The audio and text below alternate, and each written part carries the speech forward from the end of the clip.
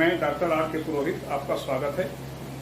आज की चर्चा में हम दो विषयों पर चर्चा करेंगे। एक विधायी प्रक्रिया और दूसरा धन तथा वित्त विधेयक। सबसे पहले देखते हैं विधायी प्रक्रिया। इसे दूसरे शब्दों में कानून बनाने की प्रक्रिया भी कहते हैं।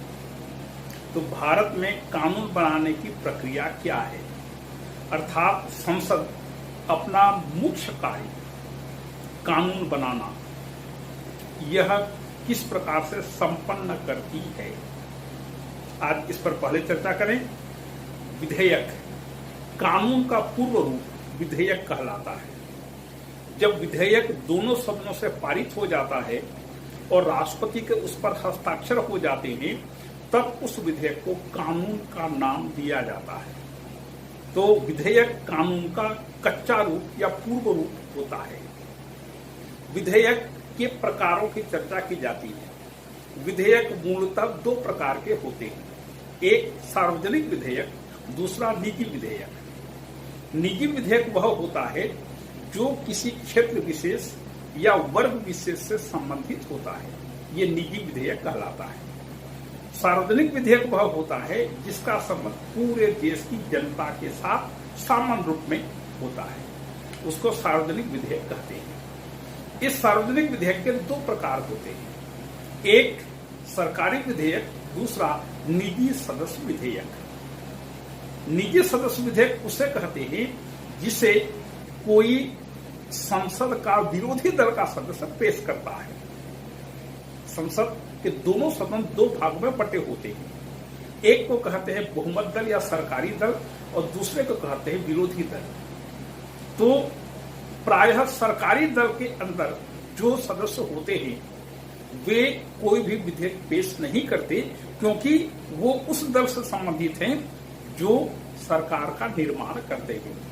इसलिए जो विरोधी दल के सदस्य होते हैं, ये विरोधी दल के सदस्य जो विधेयक पेश करते हैं और उसको पारित कराने का प्रयास करते हैं, ऐसे विरोधी दलों के द्वारा प्रस्तुत विधेयकों को निजी सदस्य विधेयक कहा जाता है, प्राइवेट मेंबर्स बिल। और संसद का जो कामकाज है भारत में, सोमवार से लेकर के गुरुवार तक यह सरकारी विधेयकों के लिए आरक्षित रहता है और केवल शुक्रवार को, जो कि हाफ टाइम का दिन होता है, शुक्रवार को आधे दिन की बैठक होती है, यह शुक्रवार निजी सदस्य विधेयकों के लिए आरक्षित रहता है। तो देखिए, 4 दिन सरकारी विधेयकों के लिए और एक दिन, वो भी आधा दिन, शुक्रवार को निजी सदस्य विधेयकों के लिए आरक्षित रहता है। संसद की कार्यवाही में शनिवार और रविवार 2 दिन छुट्टियां होती हैं। तो जो विरोधी दल के सदस्य पेश करते हैं उसे निजी सदस्य विधेयक कहा जाता है। अब सरकारी विधेयक जिसे सरकार के द्वारा पेश किया जाता है, मतलब जिसे कोई मंत्री पेश करता है, उसे सरकारी विधेयक कहते हैं। और सरकारी विधेयक भी दो प्रकार का होता है, एक साधारण विधेयक, दूसरा धन विधेयक। और धन विधेयक के साथ वित्त विधेयक भी होता है। तो धन विधेयक उसे कहते हैं जिसमें धन की प्राप्ति करना हो या धन का व्यय करना हो, इससे संबंधित जो विधेयक होते हैं उसे धन विधेयक कहा जाता है। आगे इसकी चर्चा करेंगे। और साधारण विधेयक वह होता है जो केवल सामान्य गैर वित्तीय कार्यों के से संबंधित होता है, मतलब जिसमें पैसे आदि की व्यय करने की आवश्यकता नहीं होती, जो सामान्य कानून के अंतर्गत आता है, उसे साधारण विधेयक का नाम दिया जाता है। तो पहले देखें इस प्रकार के साधारण विधेयक पारित करने की प्रक्रिया क्या है, अर्थात जब देश में कानून बनाने की आवश्यकता पड़ती है तो इसके लिए कौन कौन से स्तर पर उस विधेयक को गुजरना पड़ता है, उसको थोड़ा सा देखें। जब किसी विषय पर कानून बनाने की आवश्यकता पड़ती है तो मंत्रिमंडल अपनी बैठक में इस विषय पर निर्णय लेता है और उसके मुख्य बिंदुओं को नोट करके वह किसी कानून विशेषज्ञ को, विधि विशेषज्ञ को दे देता है, किसी वकील को दे देता है, क्योंकि शासन के स्तर पर ही विधि विशेषज्ञ होते हैं, या उधर कानून मंत्रालय भी होता है जहां पर कि विधि विशेषज्ञ बैठे रहते हैं, उनको वह विषय सौंप दिया जाता है कि आप इस विषय में विधेयक बनाइए जिसमें ये बिंदु सम्मिलित होना चाहिए। जब वह विधि विशेषज्ञ उस विषय पर एक विधेयक बना लेता है, विधेयक का शीर्षक, उसके बाद कंडिका 1, 2, 3, 4, 5, 6 इस प्रकार से उसकी पृष्ठभूमि, ये तमाम चीजें उस विधेयक में सम्मिलित रहती है। विधि विशेषज्ञ जब अपना एक विधेयक बना देता है तो उस विषय पर मंत्रिमंडल पुनः विचार करता है और वहां पर फिर यदि कोई संशोधन परिवर्तन की आवश्यकता पड़ी तो उसको आवश्यक सुधार वगैरह करके उस विधेयक को फिर अंतिम रूप दिया जाता है। एक निश्चित तिथि को जब संसद की बैठक हो रही हो तो संबंधित विभाग के मंत्री को यह जिम्मेदारी सौंपी जाती है कि वह उस विषय पर अमुक विधेयक पेश करे। तो जब लोकसभा, मान लीजिए लोकसभा में किसी विधेयक को पेश किया जाना है तो स्पीकर की अनुमति से संबंधित विभाग, वह विधेयक जिस विभाग से संबंधित हो उस विभाग का मंत्री स्पीकर से अनुमति लेकर के उस विधेयक को सदन में पेश करता है। सदन में पेश करना और सदस्यों को उसकी प्रतियां, विधेयक की कॉपी वितरित कर देना, यह प्रथम वाचन कहलाता है। प्रथम वाचन में कोई बहसबाजी नहीं होती, कोई डिस्कशन नहीं होते, केवल विधेयक को सदन में पेश किया जाता है संबंधित मंत्री के द्वारा स्पीकर की अनुमति से और सदस्यों को उस विधेयक की प्रतियां दे दी जाती है। यह प्रथम वाचन पूरा हो गया। इसके 2, 3, 4 दिन के बाद वही प्रस्तावक मंत्री स्पीकर से अनुरोध करता है कि अमुक विधेयक पर द्वितीय वाचन प्रारंभ किया जाए। यदि स्पीकर की अनुमति मिल जाती है तो उस पर अब द्वितीय वाचन शुरू होता है। इसमें उस विधेयक का प्रस्तावक मंत्री विधेयक के मुख्य उद्देश्यों को और उसके प्रावधानों के बारे में एक संक्षिप्त भाषण देता है। तब विरोधी दल के सदस्य जो हैं उस विधेयक की आलोचना करते हैं, उसकी कमियों की ओर, उसके और जो परेशानियां हो सकती हैं उसके बारे में सरकार का ध्यान, मंत्री महोदय का ध्यान आकर्षित करते हैं। संक्षिप्त वाद विवाद यहां पर होता है। इसके बाद द्वितीय वाचन समाप्त हो जाता है। इसी द्वितीय वाचन में ही यह तय होता है कि इसे सदन की किसी समिति को सौंप दिया जाए।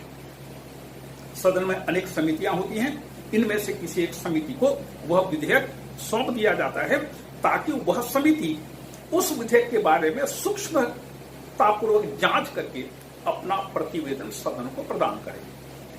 समिति, अब तीसरा स्तर आता है समिति स्तर। समिति स्तर पर समिति के सदस्य, जिसमें सत्तारूढ़ दल के भी सदस्य होते हैं, मतलब कि सरकारी दल के भी सदस्य होते हैं और विरोधी दल के भी सदस्य होते हैं, इस समिति में उस विधेयक पर सूक्ष्मतापूर्वक विचार विनिमय होता है। यदि समिति चाहे तो संबंधित विभाग से आवश्यक जानकारियां भी एकत्र कर सकती है या किसी अधिकारी को बुला करके उनसे आवश्यक पूछताछ भी कर सकती है। समिति उस पर अच्छी तरह से विचार करने के बाद अपना रिपोर्ट सदन में देती है। तो नंबर 4 आता है प्रतिवेदन स्तर, रिपोर्ट स्टेज। रिपोर्ट स्टेज में उस विधेयक पर जब स्पीकर की अनुमति मिल जाती है तो रिपोर्ट स्टेज में प्रतिवेदन स्तर पर उस विधेयक पर बहुत ही गर्मा गर्म बहस होती है। सदस्य एक एक करके उस विधेयक की कमियों की ओर या उसका विरोध करते हुए अपनी बातें कहते हैं और उस विधेयक की प्रत्येक वाक्य, प्रत्येक धारा, प्रत्येक शब्द पर यहां पर गर्मा गर्म बहस सदस्यों के द्वारा किया जाता है और उसके बाद फिर संबंधित मंत्री उस बात का जवाब देते हैं। सदस्य चाहें तो यहां पर प्रत्येक कदम पर मतदान की मांग कर सकते हैं। जिन चीजों को मतदान में बहुमत मिल गया, जिन वाक्यों को, जिन शब्दों को या जिन धाराओं को मतदान में बहुमत मिल जाएगा उसको विधेयक में सम्मिलित कर दिया जाता है और चूंकि सरकार के द्वारा, मंत्री के द्वारा ही पेश किया गया है, इसलिए मतदान में हमेशा उस मंत्री पक्ष की विजय होती है। तो प्रतिवेदन स्तर में अच्छी तरह से गर्मा गर्म बहस होती है और इसके लिए फिर स्पीकर गिलोटिन भी कर सकता है कि विधेयक पर एक निश्चित समय तक बहस की इजाजत होती है और उसके बाद स्पीकर को यह अधिकार है कि वह उस पर गिलोटिन करे गिलोटिन करने का मतलब है विधेयक पर वाद विवाद बंद करके उस पर मतदान ले रहे हैं। तो फिर स्पीकर आखिरी में जितनी चीजों को पारित किया गया वैसे सभी चीजें पारित हो जाएंगी ही, क्योंकि मंत्रिमंडल का बहुमत होता है उस सदन में, लोकसभा में। तो पारित होने के बाद फिर अंतिम रूप में उस विधेयक पर मतदान लेता है। उसके द्वितीय वाचन में प्रतिवेदन स्तर में जो अभी वाद विवाद हुआ, जहां पर मतदान की मांग विरोधी दल के द्वारा की जाती है वहां पर मतदान लिया जाता है और पूरी तरह से उस प्रतिवेदन पर विचार होता है। इसके बाद तृतीय वाचन आता है, तीसरा वाचन, थर्ड रीडिंग। तृतीय वाचन में यहां पर पूर्व विधेयक को एक बार पढ़ के सुना दिया जाता है। कुछ व्याकरण संबंधित त्रुटियां हुई, उन त्रुटियों को ठीक कर दिया जाता है और एक बार फिर अंतिम रूप में मतदान लिया जाता है। द्वितीय वाचन प्रतिवेदन स्तर में अलग अलग वाक्य, अलग अलग धाराओं पर, कंडिकाओं पर, वाक्यों पर मतदान लिया जा सकता है, लेकिन समग्र रूप में तृतीय वाचन पर एक बार मतदान होता है। इस स्तर पर विधेयक में कोई संशोधन परिवर्तन नहीं किया जा सकता, केवल ग्रामेटिकल मिस्टेक्स को ठीक किया जाता है और एक बार फिर मतदान होता है। मतदान में चूंकि मंत्रिमंडल इसके पक्ष में है, इसलिए विधेयक पारित हो जाता है। यदि मान लीजिए इन मतदान के किसी भी स्तर पर विधेयक को बहुमत नहीं मिला, तो भारत में संसदीय व्यवस्था होने के कारण मंत्रिमंडल की हार इसे मानी जाती है और मंत्रिमंडल को त्याग पत्र देना पड़ता है, क्योंकि मंत्रिमंडल के पास बहुमत है। जब तक उसके पास बहुमत है, लोकसभा में कोई भी काम मंत्रिमंडल की इच्छा के विरुद्ध नहीं हो सकता। तो तृतीय वाचन में बहुमत मिलता है विधेयक को। विधेयक पर फिर स्पीकर हस्ताक्षर करता है। हस्ताक्षर करने के बाद उसे भेज दिया जाता है दूसरे सदन में, राज्यसभा में। राज्यसभा में भी वही मंत्री पहुंचता है और विधेयक पर अध्यक्ष सभापति की अनुमति से फिर विधेयक को पेश करता है। वहां पर भी विधेयक इन्हीं स्तरों से होकर के गुजरता है। वहां पर भी प्रथम वाचन, द्वितीय वाचन, समिति अवस्था, प्रतिवेदन स्तर, अब फिर तृतीय वाचन, इन्हीं सभी स्तरों से गुजरते हुए वह विधेयक पर फिर आखिरी में मतदान होता है। यदि विधेयक यथावत पारित हो गया, मतलब जैसा लोकसभा से विधेयक आया था वैसा ही यदि राज्यसभा ने भी उसको पारित कर दिया, तो अगला स्टेप होता है राष्ट्रपति की स्वीकृति के लिए उसको भेजा जाता है। मान लीजिए किसी विधेयक को लोकसभा ने जिस रूप में पारित किया, राज्यसभा उससे सहमत नहीं है या कुछ संशोधनों का सुझाव देती है राज्यसभा, या उसमें से किसी भाग को पारित नहीं करती है, तो इसे गतिरोध कहते हैं, डेडलॉक कहते हैं। और तब राष्ट्रपति को सूचित किया जाता है और राष्ट्रपति 6 माह के अंदर दोनों सदनों की संयुक्त सत्र का आदेश जारी करते हैं। मतलब फिर दोनों सदन के सदस्य एक स्थान पर बैठ करके उस मतभेद के बिंदुओं पर विचार करते हैं। संयुक्त सत्र की अध्यक्षता स्पीकर करता है, राज्यसभा का सभापति मतलब उपराष्ट्रपति नहीं करता। संयुक्त सत्र की अध्यक्षता स्पीकर करता है। वहां पर मतभेद के मुद्दे पर विचार होता है और फिर अंतिम रूप में बहुमत के द्वारा उस विधेयक के भाग्य का फैसला होता है। तो चूंकि लोकसभा के सदस्य संख्या राज्यसभा के सदस्य संख्या से दुगुनी से भी अधिक है, इसलिए लोकसभा की विजय होती है और राज्यसभा यहां पर परास्त हो जाती है। तो यहां पर बहुमत से फैसला होता है और उस पर फिर स्पीकर का अपना हस्ताक्षर होता है। स्पीकर के हस्ताक्षर हो जाने के बाद फिर उसे 7 नंबर राष्ट्रपति के पास हस्ताक्षर के लिए भेजा जाता है। यदि मान लीजिए संयुक्त सत्र में विधेयक पारित नहीं हुआ, तो वहां पर फिर मंत्रिमंडल को त्याग पत्र देना नहीं पड़ता, क्योंकि मंत्रिपरिषद का बहुमत लोकसभा में होना आवश्यक है, राज्यसभा में आवश्यक नहीं है। मान लीजिए ऐसी कोई परिस्थिति आई कि संयुक्त सत्र में किसी विधेयक को विधेयक गिर गया या विधेयक को बहुमत नहीं मिल पाया, विधेयक पारित नहीं हो पाया, तो मंत्रिपरिषद को त्याग पत्र देने की आवश्यकता नहीं पड़ती। ये यहां पर उल्लेखनीय है। एक बात और, मान लीजिए राष्ट्रपति ने संयुक्त सत्र के लिए अधिसूचना जारी कर दी और मान लीजिए 8 दिन के बाद संसद का संयुक्त सत्र होने वाला है और इस बीच यदि लोकसभा विघटित हो गई, मान लीजिए 8 दिन या 15 दिन समझ लीजिए, 15 दिन के बाद की एक तिथि पर राष्ट्रपति ने संयुक्त सत्र के आयोजित के लिए आदेश जारी कर दिया, अधिसूचना जारी कर दी और इस 15 दिन के पहले यदि लोकसभा विघटित हो जाए तो क्या होगा? संयुक्त सत्र होगा और वही विघटित लोकसभा के सदस्य संयुक्त सत्र में भाग लेंगे। मतलब लोकसभा विघटित होने के बावजूद संयुक्त सत्र में बैठेगी राज्यसभा के साथ और वहां पर मतभेद के जो बिंदु हैं उस पर विचार होगा।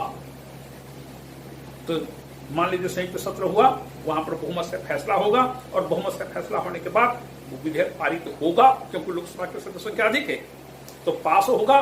पारित होने के बाद फिर अगला 7वां स्तर पर आएगा, विधेयक को फिर राष्ट्रपति की स्वीकृति के लिए भेजा जाएगा। संविधान कहता है जब कोई विधेयक दोनों सदनों से पारित होकर के राष्ट्रपति के पास जाएगा, राष्ट्रपति के पास भेजा जाएगा, तब राष्ट्रपति के पास 3 विकल्प हैं। एक, वह उस पर अनुमति दे देगा। संविधान कहता है, हम लोग बोलचाल की भाषा में हस्ताक्षर बोलते हैं, लेकिन संविधान कहता है कि राष्ट्रपति उस पर अनुमति दे सकता है। एक। दूसरा, वह उस विधेयक पर कुछ आपत्तियां उठाकर एक संदेश के साथ विधेयक को संसद के में वापस भेज सकता है। तो यह जो संदेश के साथ या आपत्ति के साथ संसद में वापस भेजना है, इसको संवैधानिक भाषा में वीटो या निषेधाधिकार कहते हैं। और जब राष्ट्रपति किसी विधेयक पर इस प्रकार से आपत्ति व्यक्त करता है तो उसे वीटो कहते हैं। और जब वीटो होता है किसी विधेयक पर तो दोनों सदन राष्ट्रपति द्वारा उठाई गई आपत्तियों या भेजे गए संदेश के संदर्भ में विधेयक पर पुनर्विचार करते हैं अलग अलग। यदि दोनों सदनों ने उस विधेयक को दोबारा पारित कर दिया, चाहे राष्ट्रपति की आपत्तियों को ध्यान में रखते हुए पारित किया या ध्यान में नहीं रख करके भी पारित कर दिया, तो राष्ट्रपति के पास जब भेजा जाएगा तब राष्ट्रपति उस पर अनुमति रोक नहीं सकता। राष्ट्रपति उस पर हस्ताक्षर करेगा, मतलब अनुमति देगा। और तीसरा विकल्प है, यदि राष्ट्रपति के पास कोई विधेयक भेजा गया तो वह खुद यह तय करेगा कि उस पर वह अनुमति देता है या अनुमति रोक लेता है। और जब राष्ट्रपति किसी विधेयक पर अनुमति रोक लेता है तो उसे पाकिट वीटो कहते हैं। अनुमति रोकने का मतलब है कि राष्ट्रपति न तो उस पर हस्ताक्षर करता है, न ही हस्ताक्षर करने से मना करता है या इनकार करता है। तो क्या आप जाकर के राष्ट्रपति महोदय को बोलेंगे कि हाँ भाई उस पर हस्ताक्षर कर दीजिए?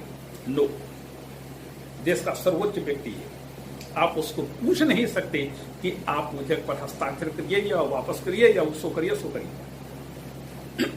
और जब राष्ट्रपति उस पर अनुमति रोक लेता है उसे पाकिट वीटो कहते हैं। और जब किसी विधेयक पर राष्ट्रपति ने पाकिट वीटो का इस्तेमाल किया तो विधेयक पूरी तरह से निरस्त हो जाता है, खत्म हो जाता है। अभी तक वीटो और पाकिट वीटो की एक एक घटनाएं हुई है। वीटो की घटना डॉक्टर एपीजे अब्दुल कलाम के द्वारा की गई थी, जब यूपीए सरकार ने उनके सामने लाभ के पद संबंधी विधेयक को संसद के दोनों सदनों से पारित करा करके भेजा था। और जब राष्ट्रपति ने उस पर वीटो किया कि यह विधेयक पक्षपात पूर्ण है, तब संसद ने उस पर या मंत्रिमंडल ने सोचा कि ठीक है वीटो कर दिया तो इससे दोबारा हम संसद में विचार नहीं करेंगे। उस पर विचार नहीं हुआ, अल्टीमेटली वह विधेयक खत्म हो गया। और पाकिट वीटो का प्रयोग किया था ज्ञानी जैल सिंह ने डाक तार संशोधन विधेयक पर, यह राजीव गांधी के शासनकाल में हुआ था। जब यह विधेयक, डाक तार संशोधन विधेयक जब राष्ट्रपति के पास भेजा गया संसद से पारित होने के बाद, तो राष्ट्रपति महोदय ने उसमें विधि विशेषज्ञों को बुला करके इस पर विस्तार से विचार विमर्श किया। उसके बाद उस पर उन्होंने पाकिट वीटो लगाया, मतलब न तो विधेयक को वापस किया न हस्ताक्षर करने से इनकार किया। तो इस प्रकार वीटो और पाकिट वीटो की का एक एक उदाहरण हम भारतीय संविधान में देखने को पाते हैं। ये है विधेयक पारित करने की प्रक्रिया। अब चलें धन विधेयक की, धन और वित्त विधेयक की। धन विधेयक किसे कहते हैं? जिस विधेयक में करारोपण से संबंधित कोई बात हो, या करों को समाप्त करने के बारे में कोई प्रावधान हो, या करों को बदलने के बारे में, या कर से संबंधित या धन की उगाही से संबंधित कोई नियम बनाने की बात हो, तो वो धन विधेयक है। दूसरा, संविधान कहता है ये 7 प्रकार की चीजें धन विधेयक के अंतर्गत होने पर उसको धन विधेयक की संज्ञा दी जाएगी। तो पहला हुआ धन करारोपण से संबंधित। दूसरा है धन उधार लेने का विनियमन। मान लीजिए सरकार को दूसरे देश से उधार लेने की आवश्यकता पड़ रही है, या किसी प्रकार की गारंटी देने की आवश्यकता पड़ रही है सरकार को, तब वह विधेयक भी धन विधेयक कहलाएगा। तीसरा है संचित निधि और आकस्मिक निधि। देश में कई प्रकार की निधियां होती हैं, जैसे संचित निधि, आकस्मिक निधि, आपातकालीन निधि, या और भी इसी प्रकार की निधियां होती हैं। तो सब निधियों के अंतर्गत जिस उद्देश्य से निधियों की स्थापना की जाती है, उसी निधियों से ही खर्च अगर किया जाता है।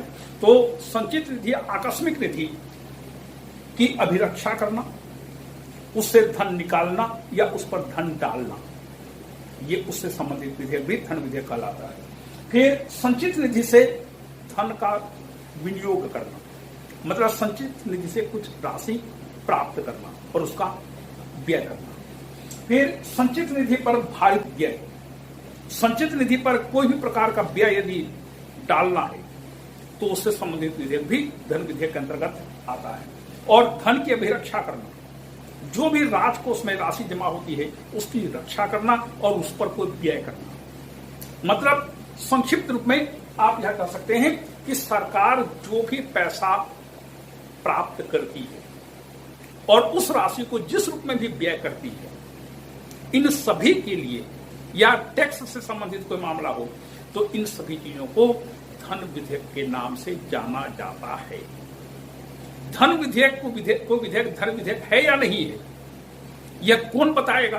तो इसके लिए संविधान कहता है कि धन विधेयक को प्रमाणित करने का अधिकार स्पीकर का होता है, लोकसभा के अध्यक्ष का होता है। यदि मान लीजिए कोई विधेयक को स्पीकर ऐसा प्रमाण पत्र नहीं देता कि अमुक को प्रमाण, जैसे कोई धन विधेयक लोकसभा से पारित होता है तो स्पीकर उस पर अपना प्रमाण पत्र देता है कि मैं अमुक अमुक अध्यक्ष लोकसभा प्रमाणित करता हूं कि अमुक की यह विधेयक धन विधेयक है। उसके बाद वह अपना हस्ताक्षर करता है। तो जब तक स्पीकर का सर्टिफिकेट नहीं होगा, प्रमाण पत्र नहीं होगा, तब तक किस विधेयक को धन विधेयक नहीं कहा जा सकता। और जब दोनों सदनों से पारित हो जाता है कोई धन विधेयक, तो राष्ट्रपति भी उस पर हस्ताक्षर करते हुए देखते हैं कि स्पीकर का प्रमाण पत्र है या नहीं है। तो ये है धन विधेयक। धन विधेयक के बारे में संविधान में प्रावधान है कि धन विधेयक सबसे पहले राष्ट्रपति के पास हस्ताक्षर के लिए जाएगा। क्यों? क्योंकि राष्ट्रपति देश का प्रथम नागरिक है, कार्यपालिका का मुखिया है, संप्रभुता का प्रतीक है। इसलिए जो भी खर्च होगा, जो भी राशि प्राप्त की जाएगी या व्यय की जाएगी, इन सब के लिए राष्ट्रपति की अनुमति चाहिए। तो राष्ट्रपति हस्ताक्षर पहले करेगा। यहां पर एक बात है, राष्ट्रपति मना नहीं कर सकता क्योंकि जिम्मेदारी मंत्रिपरिषद की है। तो राष्ट्रपति का हस्ताक्षर चाहिए। जब राष्ट्रपति का ऐसे धन विधेयक पर हस्ताक्षर हो गया, तब वित्त मंत्री उस विधेयक को लोकसभा में पेश करेगा। लोकसभा में ही धन विधेयक को सबसे पहले पेश किया जा सकता है। लोकसभा में चर्चा होगी, वाद विवाद होगा। वाद विवाद के बाद जब लोकसभा पारित कर देगी तब स्पीकर उस पर एक प्रमाण पत्र देगा, धन विधेयक होने का प्रमाण पत्र। उसके बाद भेजा जाएगा राज्यसभा में। राज्यसभा उसको 14 दिन तक रोक करके रख सकती है। यदि 14 दिनों में राज्यसभा ने उसको पारित किया, बहुत बढ़िया। यदि उसने पारित नहीं किया या कुछ संशोधनों के साथ पारित किया तो उन संशोधनों को स्वीकार करना या न करना लोकसभा की इच्छा पर निर्भर करता है। मतलब लोकसभा में तो मंत्रिमंडल का बहुमत है, तो मंत्रिमंडल की इच्छा पर निर्भर करता है वो उस विधेयक को जिस पर राज्यसभा ने आपत्ति उठाई है उस विधेयक पर लोकसभा में चर्चा हो या न हो यह मंत्रिमंडल तय करता है। चर्चा करना भी आवश्यक है। यदि लोकसभा मंत्रिमंडल न समझे तो उसे सीधे राष्ट्रपति के पास हस्ताक्षर के लिए भेज दिया जाता है। और इस प्रकार से धन विधेयक पर लोकसभा का वर्चस्व है। राज्यसभा उसे केवल 14 दिनों तक रोक करके रख सकती है। ये हुआ धन विधेयक के बारे में। अब थोड़ी सी चर्चा हो धन विधेयक और वित्त विधेयक। धन विधेयक का मतलब मोटे तौर पर यह हुआ कि जहां धन की प्राप्ति की जाने वाली है या धन व्यय किया जाने वाला है, खजाने में पैसे डालना है या वहां से निकालना है, इन चीजों के बारे में जहां भी विधेयक में प्रावधान होगा उसे धन विधेयक कहते हैं। वित्त विधेयक क्या है इसको थोड़ा सा इस रूप में समझिए। जैसे मान लीजिए आपको दिल्ली जाना है, आप दिल्ली जाना चाहते हैं या किसी दूसरे नगर की यात्रा पर जाना चाहते हैं, तो इसके लिए आपको 2 प्रकार की अनुमति की आवश्यकता पड़ती है। एक प्रशासनिक अनुमति और दूसरा वित्तीय अनुमति या धन की स्वीकृति। आप वित्तीय दृष्टि से अक्षम हैं। मान लीजिए आप एक विद्यार्थी हैं, आपको किसी परीक्षा में बैठने के लिए दिल्ली जाना है, तो आप क्या करेंगे? अपनी मर्जी से सीधे नहीं चले जाएंगे, आप अपने पिताजी से या अपने अभिभावक से बात करेंगे। यदि पिताजी को अच्छा लगा कि ठीक है बेटा तुम जाओ, दिल्ली जाओ, तो दिल्ली जाने की अनुमति देना प्रशासनिक अनुमति हुई। और दिल्ली तो आप खाली हाथ हिलाते हुए तो नहीं जाएंगे, दिल्ली जाने के लिए पैसा भी आपको जरूरत पड़ेगी, तो पिताजी पैसा भी स्वीकृति देंगे, पैसा भी आपको देंगे। तो जिस विधेयक में दोनों प्रकार के प्रावधान होते हैं, एक प्रशासनिक तत्व और दूसरा वित्तीय अनुमति, जहां पर दोनों चीजें होती हैं उसे वित्त विधेयक कहते हैं। उदाहरण के लिए और एक उदाहरण ले लीजिए। जैसे मान लीजिए किसी स्थान पर एक केंद्रीय विश्वविद्यालय की स्थापना करनी है, केंद्रीय विश्वविद्यालय, तो केंद्रीय विश्वविद्यालय के लिए आपको एक अधिनियम भी बनाना पड़ेगा और केंद्रीय विश्वविद्यालय की स्थापना के लिए पैसा भी खर्च करना पड़ेगा। तो जहां पर ये दोनों चीजें होती हैं उसे वित्त विधेयक कहते हैं। तो वित्त विधेयक और धन विधेयक में अंतर क्या हुआ? दोनों में, धन विधेयक और वित्त विधेयक दोनों में एक बात महत्वपूर्ण है कि वित्त विधेयक भी लोकसभा में सबसे पहले पेश किया जा सकता है, एक बात। दूसरी चीज, लोकसभा में वित्त विधेयक पेश करने के पहले राष्ट्रपति उस पर हस्ताक्षर जरूर करेगा। मतलब कि बिना राष्ट्रपति के पूर्व हस्ताक्षर के कोई भी वित्त विधेयक लोकसभा में पेश नहीं किया जा सकता। तो वित्त विधेयक और धन विधेयक दोनों पर राष्ट्रपति का पूर्व हस्ताक्षर चाहिए और उसे लोकसभा में ही पेश किया जा सकता है। ये 2 बातें इसमें समान होती हैं और आगे अन्य बातें समान नहीं होती। जैसे राष्ट्रपति ने पूर्व हस्ताक्षर किया, लोकसभा में पेश हुआ, यहां तक ठीक है। इसके बाद की कार्यवाही देखिएगा। यदि मान लीजिए लोकसभा ने उसको पास कर दिया, क्योंकि मंत्रिमंडल ही पेश करेगा, क्योंकि धन खर्च करने का अधिकार केवल सरकार को अर्थात मंत्रिमंडल को होता है और यह अधिकार संसद की स्वीकृति से वह उपयोग में लाता है। तो धन खर्च करने या धन प्राप्त करने के बारे में जो भी विधेयक पेश होगा केवल सरकार के द्वारा या मंत्रिमंडल के द्वारा ही पेश किया जा सकता है। तो जैसे लोकसभा ने उसको पास कर दिया, उसके बाद भेजा जाएगा राज्यसभा में। यदि मान लीजिए राज्यसभा ने पास नहीं किया वित्त विधेयक को यदि मान लीजिए लोकसभा ने पास कर दिया, उसके बाद राज्यसभा ने पास नहीं किया, तो राष्ट्रपति उस विषय पर मतभेद के मुद्दे पर संसद के दोनों सदनों का संयुक्त सत्र बुलाएंगे और उस संयुक्त सत्र में बहुमत से उस वित्त विधेयक के भाग्य का फैसला होगा, मतलब साधारण विधेयक के समान। और जब दोनों सदन उसको पास कर देंगे तब राष्ट्रपति के पास भेजा जाएगा। राष्ट्रपति के पास ये फिर से 3 विकल्प होंगे, या तो अनुमति देगा, एक अनुमति दिया विधेयक कानून बनकर लागू हो जाएगा, अनुमति यदि नहीं दिया और आपत्ति से तो वापस भेजा तो संसद के दोनों सदन उस पर विचार करेंगे, मतलब वीटो किया राष्ट्रपति ने तो संसद के दोनों सदन उस पर विचार करेंगे, विचार करने के बाद पास करेंगे, फिर राष्ट्रपति हस्ताक्षर करने के लिए बाध्य होगा। और नंबर 3, यदि राष्ट्रपति चाहे अनुमति रोक सकता है, अर्थात पॉकेट वीटो का इस्तेमाल कर सकता है। तो धन विधेयक और वित्त विधेयक में 2 बातें ही समान होती हैं, बाकी वित्त विधेयक में वो सभी व्यवस्थाएं लागू होती हैं जो साधारण विधेयकों पर लागू होती है। ये है भारत में कानून बनाने की पद्धति। धन विधेयक पारित करना या धन विधेयक क्या है और वित्त विधेयक के साथ यह किस प्रकार से भिन्न है। और भारत में बजट पारित करने की प्रक्रिया आप लोक प्रशासन के, मेरा ही वीडियो है, लोक प्रशासन में एक बजट बनाने की प्रक्रिया, बजट पारित करने की प्रक्रिया का पूरा वीडियो है, आप उसको देख सकते हैं। और आज यहाँ पर मैंने अपना एक ईमेल एड्रेस भी लिख दिया है, यदि किसी को क्वेरी हो, यदि किसी को कोई बात समझ में नहीं आई या कोई पूछना चाहते हैं तो इस ईमेल एड्रेस पर आप मुझसे अपनी जिज्ञासाओं को, अपने प्रश्नों को पूछ सकते हैं। आपको जवाब देने का भरपूर प्रयास होगा। आपको धन्यवाद।